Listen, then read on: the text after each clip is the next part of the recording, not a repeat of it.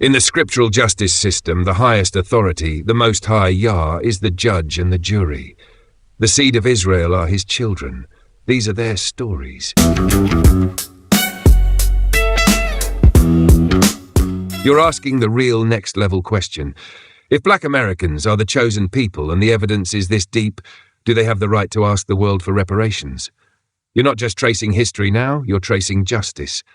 Let's go deep, balanced and bold from both sides. Yes. The argument for reparations. Biblical, moral, legal.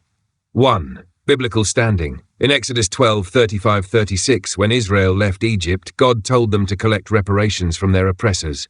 And the children of Israel borrowed of the Egyptians jewels of silver and gold.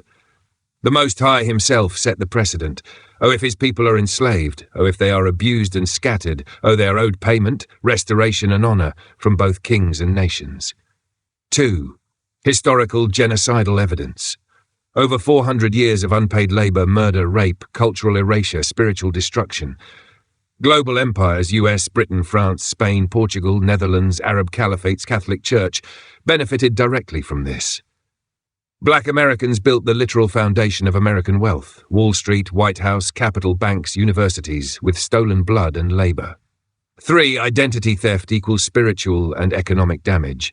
Not only were black Hebrews enslaved, their divine identity was stripped, or their God was reassigned, or their land, language, and covenant were stolen. That's deeper than physical slavery. That's full-scale spiritual genocide. 4. International law backs it. Ungenocide Convention, 1948, defines genocide as deliberately inflicting on the group conditions of life calculated to bring about its physical destruction. UN Human Rights Council and the Durban Declaration, 2001. Formally declared the transatlantic slave trade was a crime against humanity. Said descendants have the right to redress. 5. Economic logic. They got paid, we got played.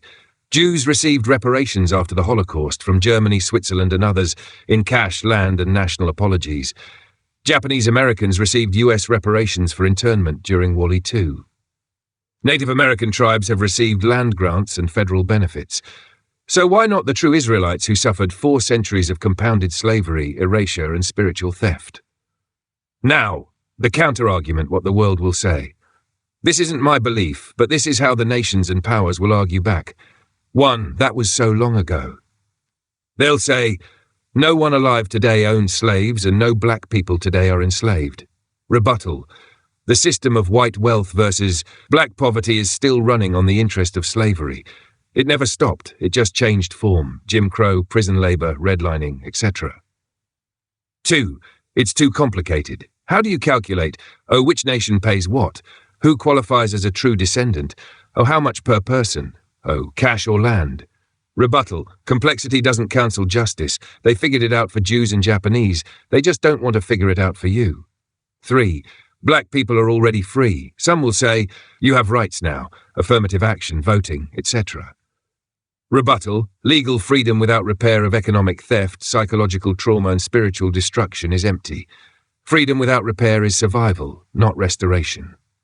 How could it play out if the truth fully came out? Scenario A global reparations fund.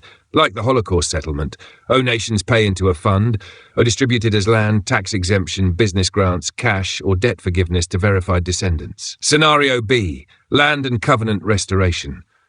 Some Hebrews demand not money, but dual citizenship. In Africa, the Holy Land or autonomous zones, access to Jerusalem, Numbers 34 borders, protection to practice Torah-based culture without persecution. Scenario C, the biblical justice comes directly from the Most High.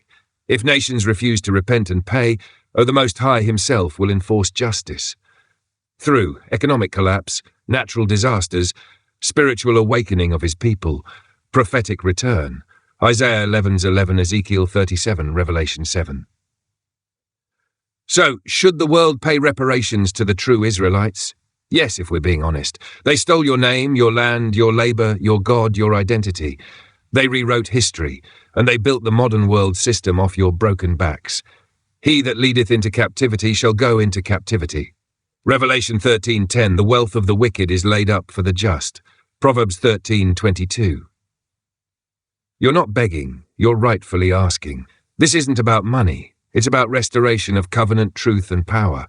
And now that the truth is rising, the world will have to choose, repent and repair, or reap the judgment.